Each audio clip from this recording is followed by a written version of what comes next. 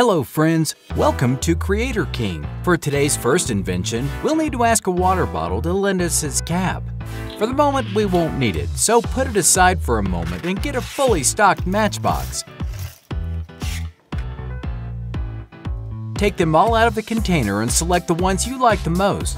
As long as they have enough red magic dust on their heads, about 12 of them will suffice.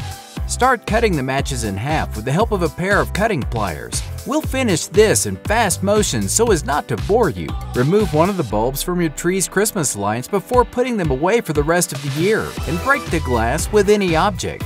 Once the filaments are exposed, let it rest for a moment and return to the water cap from the beginning. Apply glue to the edge of the hole to be able to attach the remains of the old Christmas light.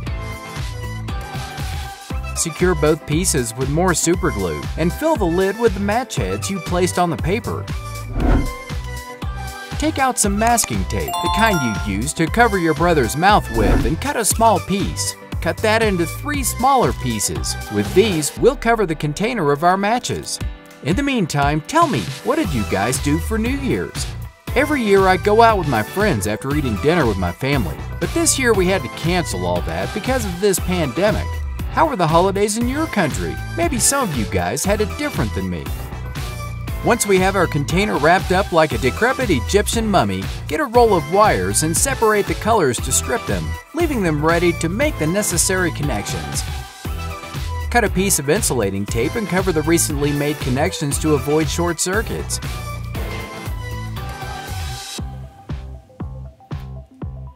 Once the first connection is ready, we will proceed to do the same with the other end of the cable reel, repeating the previous step, but this time connecting it to a switch like the one you see on the screen. Connect this switch only to the black wire, since the red wire will go to one of the wires on our good friend, the snap.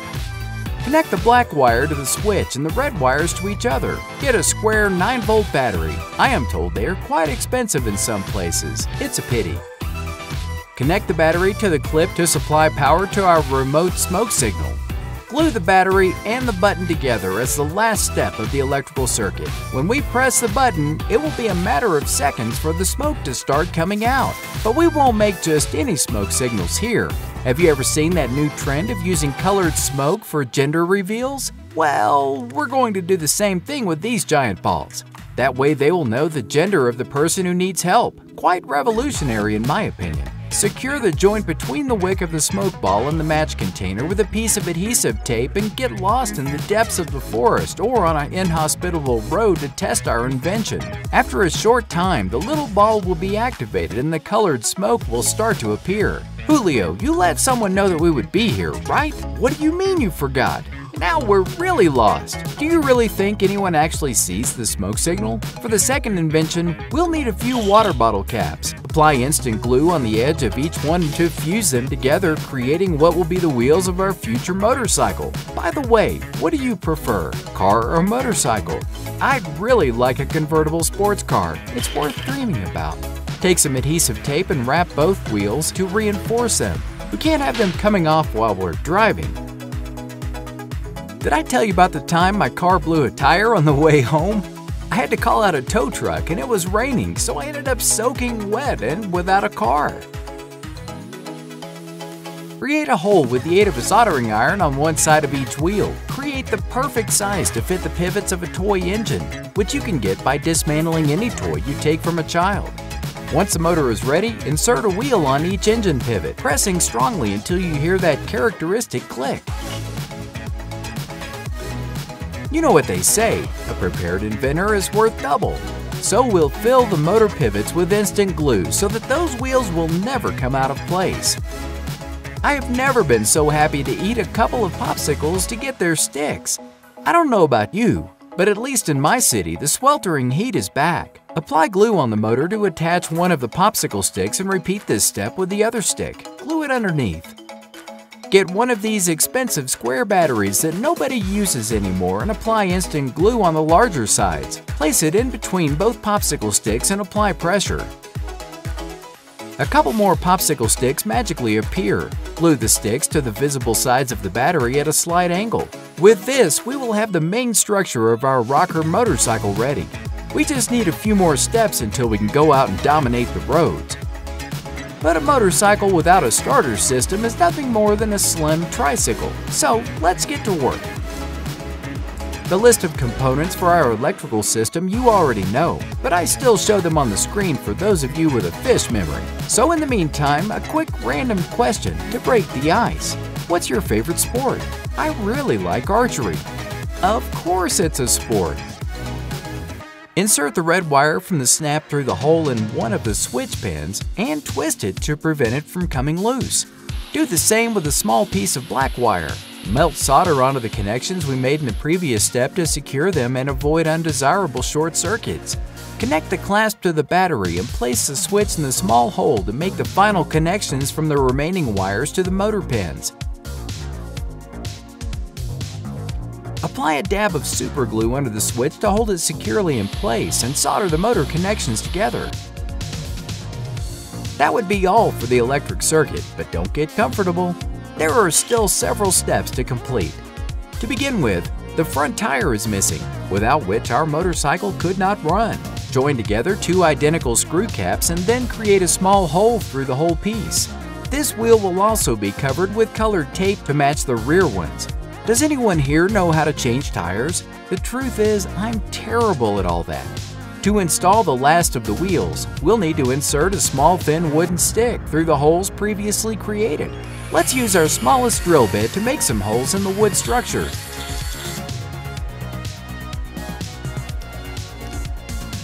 Place the wheel in position by aligning all the holes. This way the stick will pass through easily and it can rotate smoothly. We'll get rid of the surplus on each side and do our routine quality test. Oh, it doesn't seem to be able to move. We'll have to devise a way for the tires to grip the surface well in order to move forward. Cut a thin piece of foam into small strips with the scissors and apply instant glue on the rims. Stick on this new attachment which will simulate the patterns of real tires. It even looks cooler when spinning. Use more strips of foam to fill in the spaces between each orange strip, but in a different color to give it a good design. Just seeing those tires spinning makes me imagine myself touring the roads with heavy metal songs playing in the background. As a last detail, before being able to show off our motorcycle, we will create a pair of handlebars. Cut two pieces from a straw and some black adhesive tape.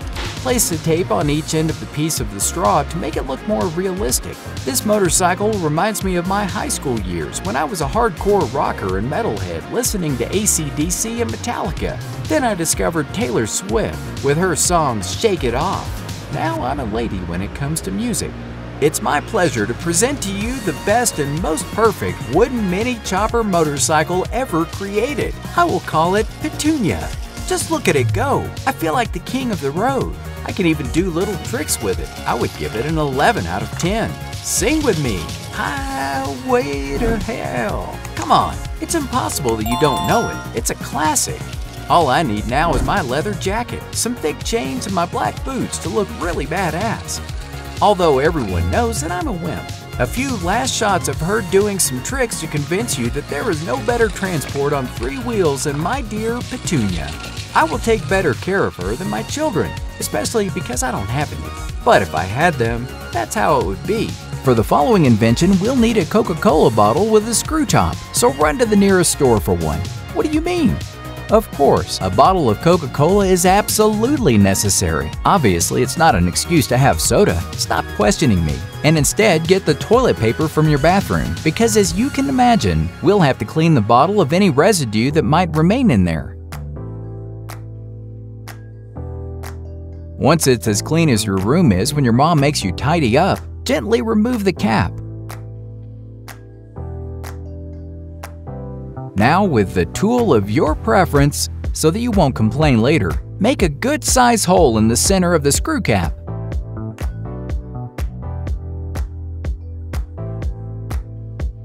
Kind of like this. Don't even try to read what it says now. Do you have these types of straws? They're spoon straws. These are the best to drink a delicious milkshake with. Let's take a closer look.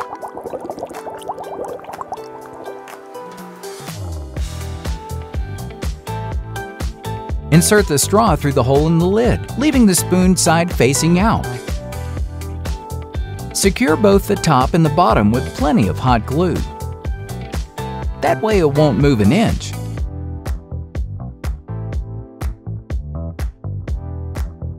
Cut off the spoon part because it will not be necessary, and screw the cap back on the Coke bottle. I'll give you a hint. What we've just made will serve as an outlet for some small spheres. Now make a hole with a sharp object in the place I point out to you. You can use scissors or a soldering iron. It has to be large enough to fit the clear hose used in the next step. Take the transparent plastic hose, which will serve as a pressurized air supply.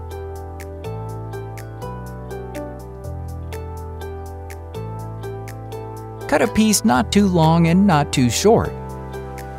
Connect it to the soda bottle through the hole we just made. Insert only 1 or 2 centimeters of the hose. Once we have done this,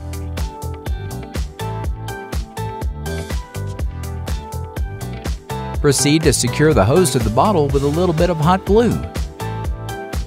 Well, maybe more than just a little bit.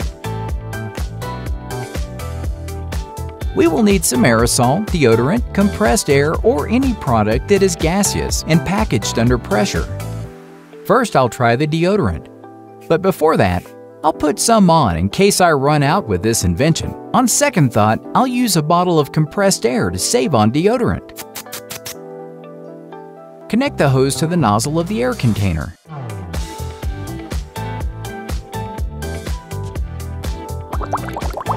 Take a syringe and remove the support piece. Then put some hot glue around the base.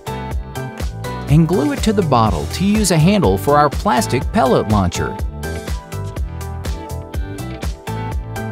Screw open the cap and get a plastic pellet canister. I remember quite well when the bully in elementary school threw one of these at my head. It hurt. Fill the container with these small hard spheres.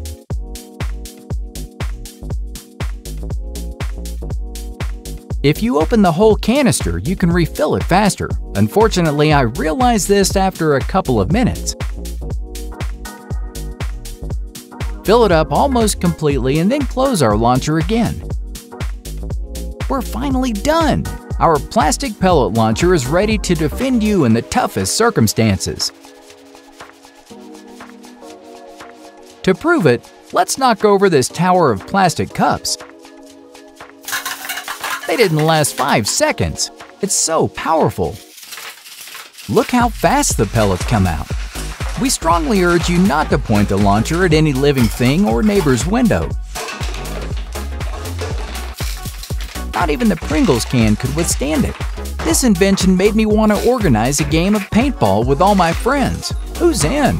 After this demonstration, I'll have to sweep the entire room. What a mess, for Pete's sake. Thanks for watching our inventions made out of household items today. Follow my channel if you'd like to learn more about making simple yet incredible inventions. Also, click on the link to see more videos about my amazing inventions. Thank you so much for watching this tutorial.